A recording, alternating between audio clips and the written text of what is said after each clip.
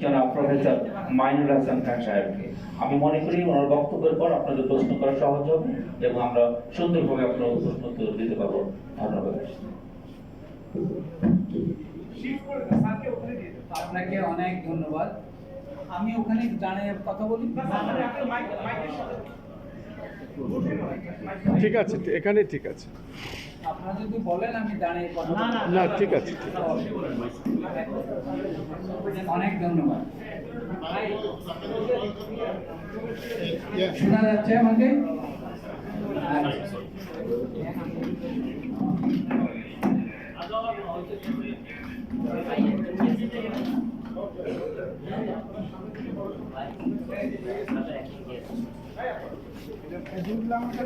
আশা করি আপনারা আমাকে শুনতে পাচ্ছেন।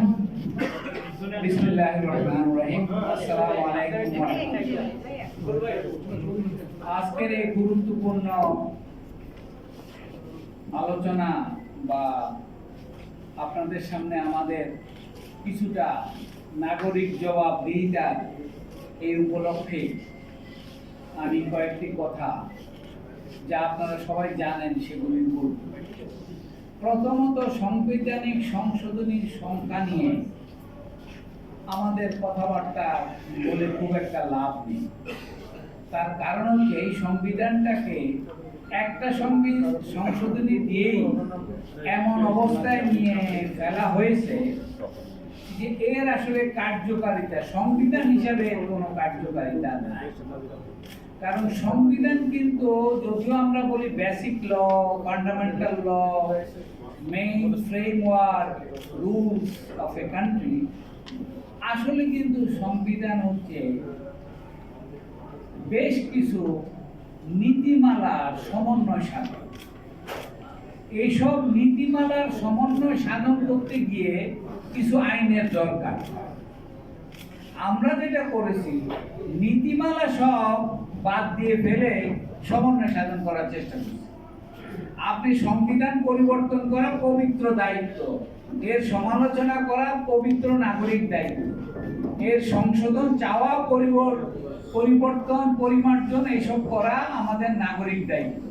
আর আমাদের বর্তমানে যে লিখিত সংবিধান আছে, যেটি আসলে অবৈধ ঘোষিত হয়ে যাওয়ার কথা ছিল, সেটি বলছে যে এই সংবিধান সংশোধনের চেষ্টা করলে বা এর সমালোচনা করলে বা এই বিষয়ে কোথাও কোনো সভা সমিতি করলে আপনার শাস্তি মৃত্যুদণ্ড। তাহলে বুঝতে পারেন আসলে এটা কোনো সংবিধান না। তো যেই সংবিধানটি সংবিধান না, সেইটা আপনি এখন নতুন করে কি কাটাছেড়া করবেন? কাজে প্রথমে সিদ্ধান্তে আসতে হবে এই সংবিধান দিয়ে কোনো কাজ হবে না, নতুন সংবিধান লাগবে। এবং এই কথাগুলি আমি আপনাকে যখন বলতেছি, এই কথাগুলো আমি একটা জায়গায় বলতে চেয়েছিলাম আজ থেকে 10-12 বছর আগে। আমাকে সরাসরি বলা হলো যে এইসব কথা আপনি বলবেন না, তার কারণ এটা, এই কথা বলার শাস্তি হচ্ছে মৃত্যুদণ্ড। আমার বলতে দ্বিধা নাই। আজ এই যে যাকে এই দায়িত্ব এখন দেওয়া হয়েছে, সেই স্বাধীন মালিক আমাকে বলেছে যে এইগুলিও বলা যাবে না। আমাদের দেশে কমিশন সৃষ্টি বা কমিশনের কাজের কোনো ইতিহাস নাই। এ পর্যন্ত পাকিস্তান আমল থেকে কোনো কমিশন কোনোভাবেই তাদের অর্জিত যে লক্ষ্য তাদের সামনে দেওয়া হয়েছিল তারা অর্জন করতে পারেনি। তার সব থেকে বড় প্রমাণ একটার পর একটা শিক্ষা কমিশন। কাজে কমিশনের উপর খুব ভরসা করে আমাদের কিছু হবে না। আমাদের যেটা করা দরকার, আমার বিজ্ঞ এখানে যিনি উপস্থাপন করেছেন, তিনি একটা কথা সুন্দর বলেছেন যে দেরি না করে আমাদের সংবিধান প্রণয়নের জন্য একটা গণপরিষদ তৈরির ব্যবস্থা করা। এইটা যদি আমরা করতে পারি তাহলে জাতি বেঁচে যাবে। আর যদি এটা করতে না পারি, আমি আজকে আপনাদেরকে সাক্ষী রেখে বলে গেলাম, আমরা এমন এক পরিস্থিতির সম্মুখীন হব যা কখনো আমরা পূর্বে কল্পনা করি। কারণ বর্তমানে যে সরকার, অন্তর্বর্তীকালীন সরকার চলছে, এটা আসলে কতখানি বৈধ আর কতখানি বৈধ না, এই প্রশ্ন সাংবিধানিকভাবে আইনগতভাবে থেকে গেছে। তবে একটা ভালো কাজ হয়েছে যে সংসদের স্পিকার পদত্যাগ করেছে। এখন আরেকটু ভালো কাজ হবে যদি আমাদের এই স্বৈরাচারী এবং ফ্যাসিস্ট গভর্নমেন্টে রেখে যাওয়া রাষ্ট্রপতি চুপ্পু সাহেবকে আমরা যথাযথভাবে তো বিদায় দিতে পারবো না, যথাযথভাবে বিদায় দিলে ওনার বিচার করতে হবে, এমনকি ফাঁসি হইতে পারে। এবং ওনাদের আইনি ফাঁসি হইতে পারে। আর আরেকটা ব্যাপার লক্ষ্য করবেন, যে ট্রাইব্যুনালটি করা হয়েছে সেই ট্রাইব্যুনালের বিচার হচ্ছে সেই আগের কুখ্যাত আইন দ্বারা। এটা দেশের জন্য অসলিউশন। আমি জানি না কি আইনি বুদ্ধিতে এসব করা হচ্ছে। আমি আপনাদের আইনের ছাত্র হিসাবে, আইনের শিক্ষক হিসাবে এবং একজন রিটায়ার্ড ল প্রফেসর হিসাবে ঢাকা ইউনিভার্সিটি এবং বিভিন্ন দেশে বিভিন্ন বিশ্ববিদ্যালয়ে কাজ করার আমার অভিজ্ঞতা থেকে বলছি যে আমরা এই সংবিধান কাটাছেঁড়া করে কিছু করতে পারবো না।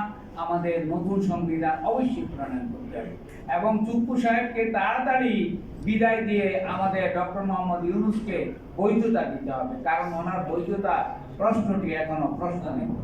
এই প্রশ্নবিদ্ধ অবস্থাতে উনি যা করতেছেন এটা বিশাল করতে অনেক কিছু করতেছেন, কারণ উনি ব্যক্তি হিসাবে আমাদের সকলের চাইতে অনেক অনেক উঠবে। আমি আবারও বলতেছি, আমি কোন কমিশনের কাছ থেকে কোনো ভালো কিছু আশা করি না। এর কারণ ইতিহাসে শিক্ষা। কারণ আমাদের দেশে বা পাকিস্তানে এমনকি ইন্ডিয়াতে পর্যন্ত, ইন্ডিয়াতে কিছু কিছু ফল তারা পেয়েছে। কোন কমিশন, এইসব কমিশন কি করে? এইসব কমিশন মিটিং করে। এইসব কমিশন কি করে? এইসব কমিশন আলোচনা করে। এইসব কমিশন কি করে? একবার কাটে, আবার লেখে, আবার কাটে। একই জিনিস 30 বার করে লেখে, 30 বার করে কাটে। এই কমিশন দিয়ে কিছু হবে না। আমরা প্র্যাকটিক্যালি জরুরি অবস্থার মধ্যে আছি। এত রক্ত আমরা দিয়েছি। আমার ছাত্রদের আমি সরাসরি চিনি, এমন সব ছাত্রদের রক্তের উপর দাঁড়িয়ে আছি আমরা।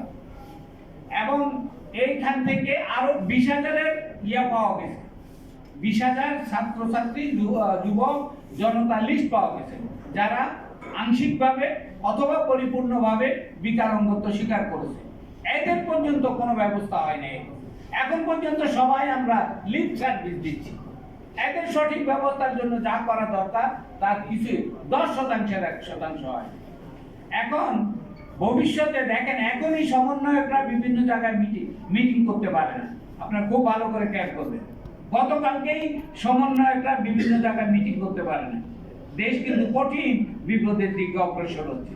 যারা রক্ত দিল, যারা এখন আমরা মনে করি 2 মাসের 1 মাসের, আমি সাক্ষী, এরা 17-18 সাল থেকে জীবন বাজি রেখে প্রত্যেকটা ছেলে, যাদেরকে আপনারা অধিকাংশ সমন্বয়, জীবন বাজি রেখে, ক্যারিয়ার বাজি রেখে, নিজেদের যৌবন জীবন বাজি রেখে ঠিক 71-এ আমরা যেরকম স্বাধীনতা সংগ্রাম করেছি ওই রকম স্বাধীনতা সংগ্রামী তারা নেমেছে। আল্লাহকে সাক্ষী রেখে ওরা নেমেছিল, আল্লাহ ওদের বিজয় দিয়েছে।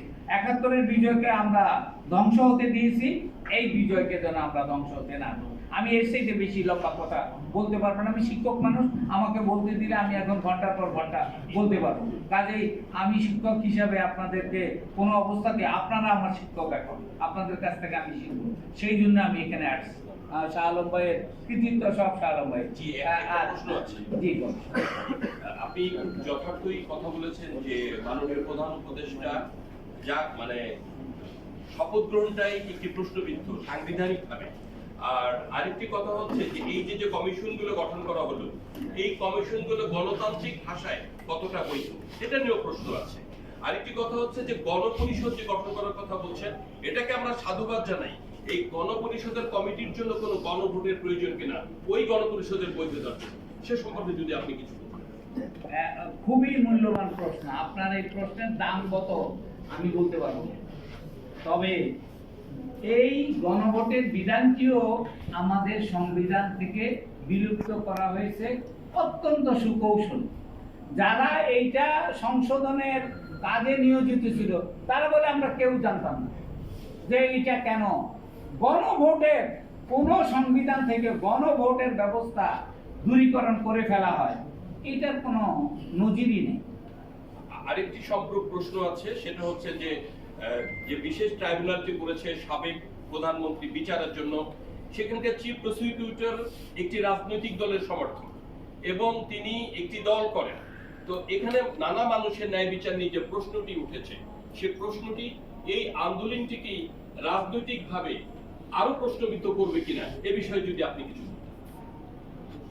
এখন প্রত্যেকটা পদক্ষেপ যা নেওয়া হচ্ছে, আপনার এই প্রশ্নের উত্তরে আমি যদি বলি, এর উত্তর হবে হ্যাঁ বোধ। কিন্তু পরিস্থিতি যাচাই করলে আমাদের দেশে একটা বিরাট সংকট হচ্ছে যে লোক পাওয়া যায়, লোক আছে, কিন্তু তাদেরকে কেউ তালাশ করে না।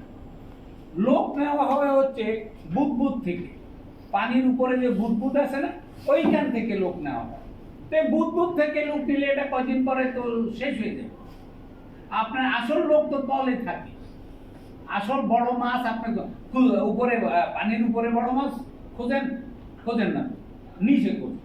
তো আপনার তো নিচে খুঁজেন। আমাদের ভাগ্য ভালো যে ডক্টর মোহাম্মদ ইউনূস আসছেন। এইটা তো ছাত্রদের দাবিতে, ছাত্রদের দাবি না করলে কিন্তু উনি আসতেন না, অন্য কেউ আসতেন। তো ছাত্ররা যেহেতু তরুণ রক্ত, ওদের মধ্যে সঠিক চিন্তা, কনসেনসাসটা হয়ে গেছিল, সেই জন্য আমরা তাকে পাইছি। এরপরে এখন এই যে অ্যাডভাইজার বানাইছে, অ্যাডভাইজারের কারো পেছনে থাকে ফটো, যাদের বিরুদ্ধে ছাত্ররা সংগ্রাম করলো, ছাত্ররা জীবন দিল, তাদের ফটো আপনি পেছনে ঝুলাইয়া আপনি বড় বড় কথা বলতেছেন। এটা কিভাবে আপনি মেনে নিচ্ছেন? এটাকে আমাদের সঙ্গে তামাশা করে। আগের গভর্নমেন্ট তামাশা করতে, এখন অন্তর্বর্তীকালীন এদের এই অ্যাডভাইজাররা আমাদের সঙ্গে তামাশা করতেছে। আর জনগণ যেন কিছুই বুঝে না, জনগণ কিছুই জানে না, এরকম একটা ভাব দেখাচ্ছে। আপনার ঢাকা শহরের ম্যানেজমেন্টই আপনি করতে পারলেন না, তাহলে সারা দেশের ম্যানেজমেন্ট আপনি কিভাবে করবেন? একই সাথে আরেকটি প্রশ্ন এসে অন্য যায় কাউকে যে এক মিনিট, সেটা হচ্ছে যে প্রায় 460টি থানা পুরানো হয়েছে, 460টি থানা পুড়ে গেছে, প্রশাসন স্থবির হয়ে গেছে। আচ্ছা, আমরা সংবিধানের মধ্যে থাকি।